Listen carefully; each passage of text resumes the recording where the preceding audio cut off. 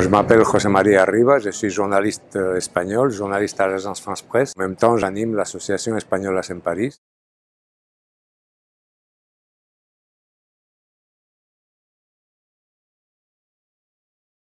Un groupe d'amis qui s'est formé il y a une dizaine d'années. Nous suivons de près le cinéma espagnol, nous sommes des professionnels, certains dans la presse, d'autres dans la programmation des festivals. Et donc on s'était dit il y a une dizaine d'années que puisqu'on était sur place, on allait essayer d'aider le cinéma espagnol indépendant.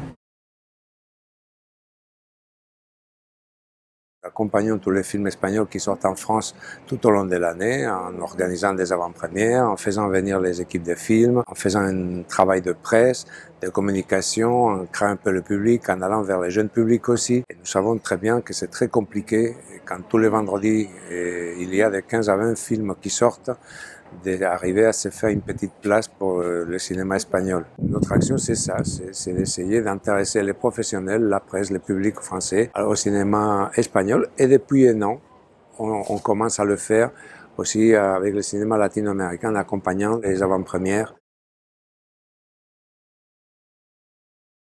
Une fois dans l'année, nous organisons une semaine de cinéma en collaboration avec les vendeurs de films. Ça s'appelle Different, l'autre cinéma espagnol, et nous en sommes au numéro 9 du 15 au 21 juin au cinéma Majestic de Paris. Et nous le faisons en direction de distributeurs français, en essayant de les intéresser à une poignée de films qui sont inédits en France.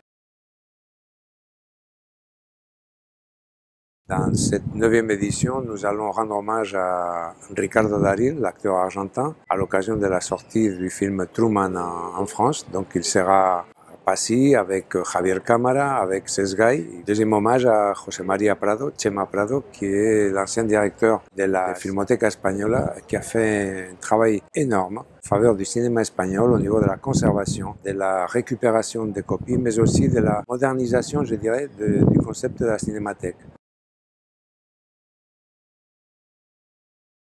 Des films petits comme Fernando Melinero, Captura, Underground, s'il était new-yorkais, mais il est de Madrid, à côté d'Alex de la Iglesia, dont le dernier film, Mi Gran Noche, qui est une comédie absolument extraordinaire, n'est pas encore sorti en France, n'a pas encore de distribution en France. On va complémenter et faire ça avec deux activités. Une de réflexion à la Sorbonne, autour du concept cinéma en résistance. Toute une journée, il y aura tous les paliers du cinéma qui vont aller là-bas s'exprimer. Ensuite, Small is Beautiful, présentation des projets indépendants espagnols à des Français.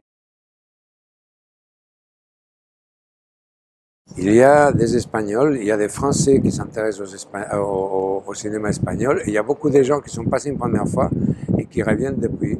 C'est-à-dire que la formule de présenter le film, pouvoir rencontrer l'équipe, parler avec l'équipe, prendre un verre avec, comme nous faisons, et les gens aiment beaucoup ça. Voilà, c'est une occasion d'échanger autour des films quand même qui ont des thèmes, des sujets qui sont intéressants. Nous, ce qu'on leur demande, c'est de venir parce qu'à cette projection que nous faisons unique de chaque film, il y a peut-être un distributeur là-bas qui va voir tout de suite, va dire, mais Javier Cámara, je ne le connaissais pas, il est très bien, ah, il parle un peu français, ah, mais le public connecte très bien avec lui, donc ça va aider à décider peut-être à un professionnel français de prendre le film et pour la France. Donc ils viennent ici travailler. Nos invitations sont spartiates, ça je peux vous l'assurer. Ils viennent un jour, ils présentent le film, ils partent le lendemain.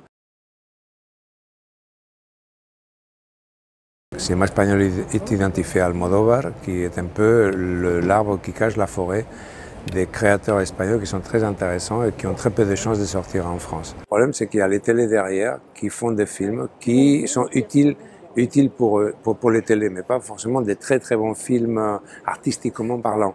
Et c'est le cinéma qui intéresse à Cannes. À Cannes, il faut une griffe, il faut une patte d'artiste que le cinéma espagnol n'a pas forcément de manière majoritaire.